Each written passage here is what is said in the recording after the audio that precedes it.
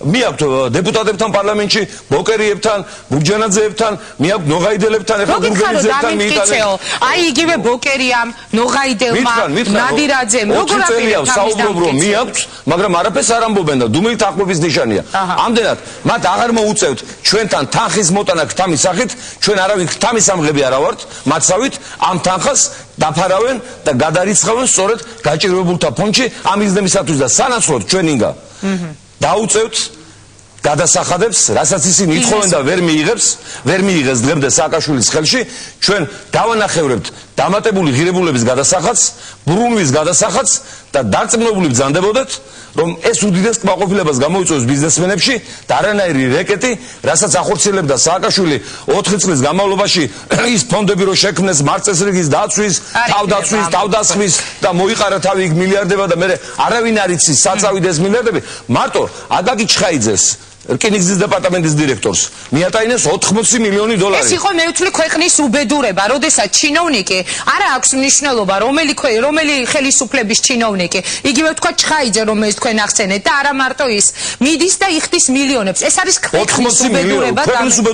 და თავდაპირველად მე არ მჯეროდა, როდესაც იყო ეს დაჭერები, რომ ამ ადამიანებს რა თანხებზეც ელაპარაკებოდნენ, ეს შეიძლებოდა ყოფილიყო დაუჯერებელია მართლაც ჩვეულებრივი მოგდავისათვის ინგა, მაგრამ რომც არ გჯეროდეს უნდა დაიჯერონ, ნახომია. გავხდით ამის მოწმე, მაგრამ მე მინდა ერთი რამ გითხრათ, არსენას მოდელი. სააკაშვილის ხელში ყველა ცუდი ამბავი შეიძლება დაიჯეროს. რამას საყვარელიძემ აი ესეთი რაღაც შეფასებასავით გააკეთა, არა ბოროტა ცხადია. არ მიიღოთ ისე რომ რაღაც ინტრიგას ვახსოვდე. უბრალოდ თქვა რომ ეს არის არსენას მოდელი, ერთგვარად დიდარ სარტყელს ღარიბს აძლევს.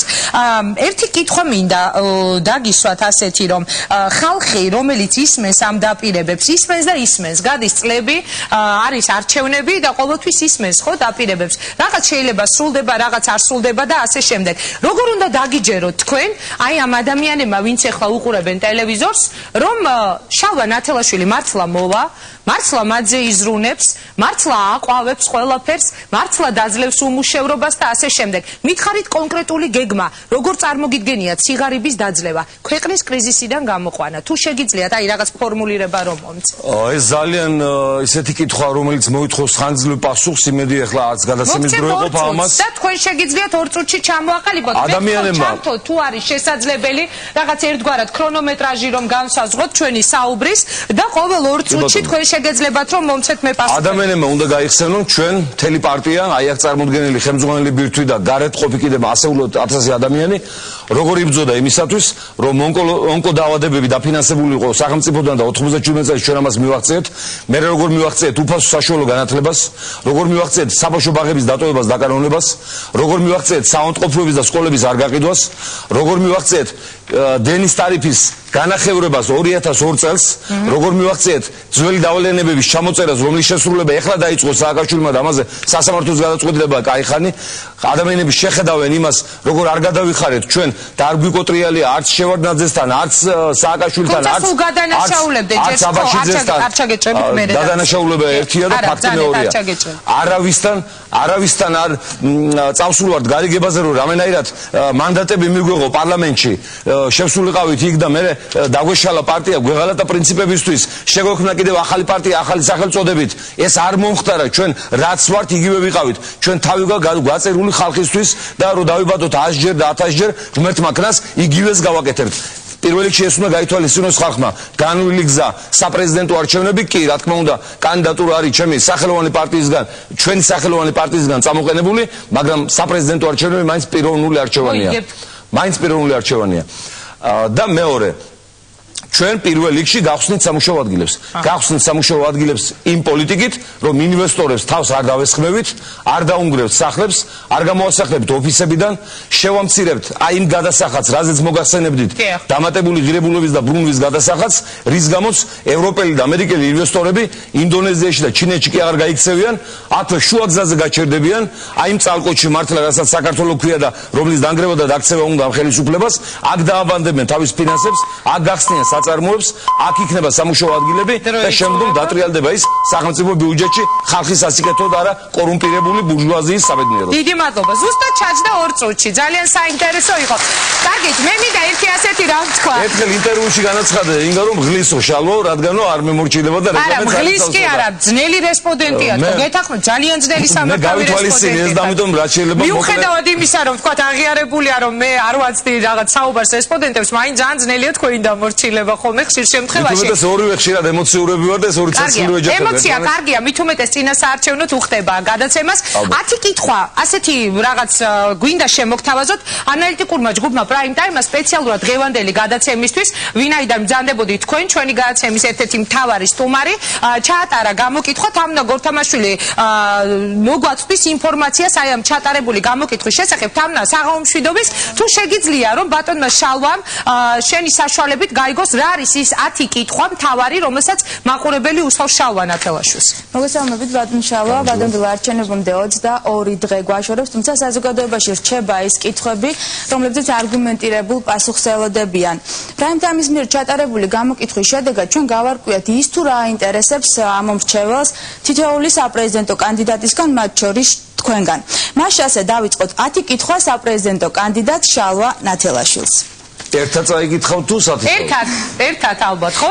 კითხვა პირველი. რატომ ისმის თქვენს მიმართ მუდმივად ბრალდება ფარული გარიგებების შესახებ, ჯერ ედუარდ შევარდნაძესთან, ედუარდ სააკაშვილთან, სწორედ სააკაშვილთან. ენამ გიყივლათ. ზუსტია. სად იყავით 7 ნოემბრის შემდეგ?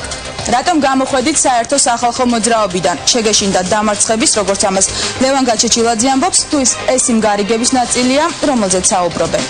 სად იყავით ტელეიმედის დარბევის დროს? რას ნიშნავს რუსეთთან თბილი ურთიერთობა?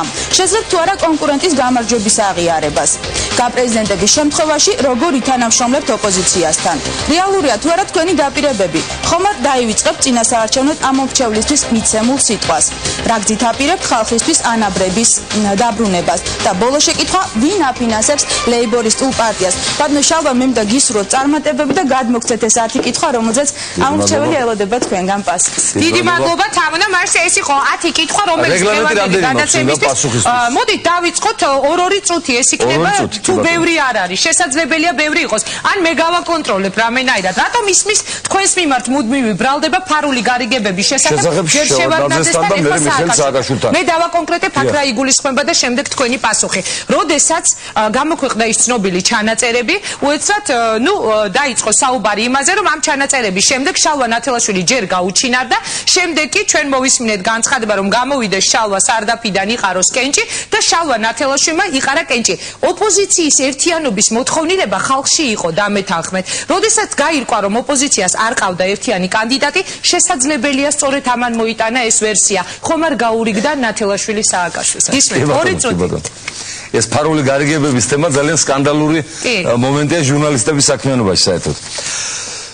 რა თქმა უნდა, ჩემზე ვერ იტყოდნენ, რომ მე მაქვს ბიზნესი და ჩემს მეგობრებზე, რომ ჩვენ ჩაბმული ვართ კორუფციაში, რომ ჩვენ უღალატეთ სიტყვას, პროგრამას, დავიხიეთ ბრძოლაში უკან, დავუშვით ზნეობრივი პოლიტიკური, მორალური, ეროვნული შეცდომები, დავფინანსდით სოროსებისგან, რუსეთის დაზვერვისგან, სხვა სადაზვერვო ცენტრებისგან, წავედით ბინძურ გარიგებებზე შევარდნაძეებთან, სააკაშვილებთან, სხვა პოლიტიკურ წრეებთან, დავიხიეთ ჩვენი სიტყვიდან თუნდაც ერთი ნაბიჯით უკან, ან ჩავიდინეთ რაიმე დასჯადი თუ არა დასჯადი უზნეო ქმედება, შესაბამის სიტუაციაში, როცა არაფერი სათქმელი არ არის და არანაირი ბრალდების საფუძველი არ არსებობს, აუცილებლად საჭიროა შეთქმულების თეორიები, რომლისაც მინდა მოგახსენოთ, რომ საქართველოში არავის არ იჯერა, გარდა ამ თეორიათა ავტორებისა და ამის ავტორები იყვნენ ჯერ შევარდნაძის გუნდი და შემდეგ სააკაშვილი, რომელიც ასევე შევარდნაძის გუნდში იყო და ამაზე სპეციალური პიარები მახსოვს იგივე ამ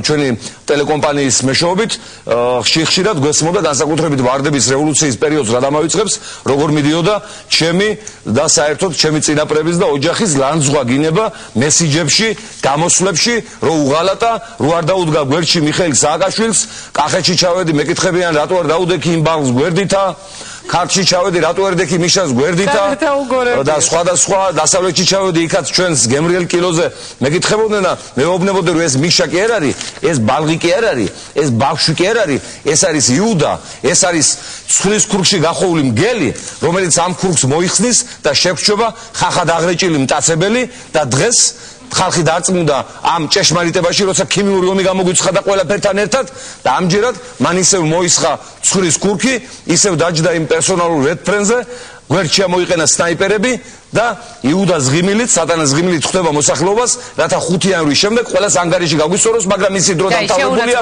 ისტორიის საათმა ჩამოკრა და ხალხი ამას არ დაუშვებს. ანუ ჩაეტია ბატონის შალვა ზუსტად 2 წუთში.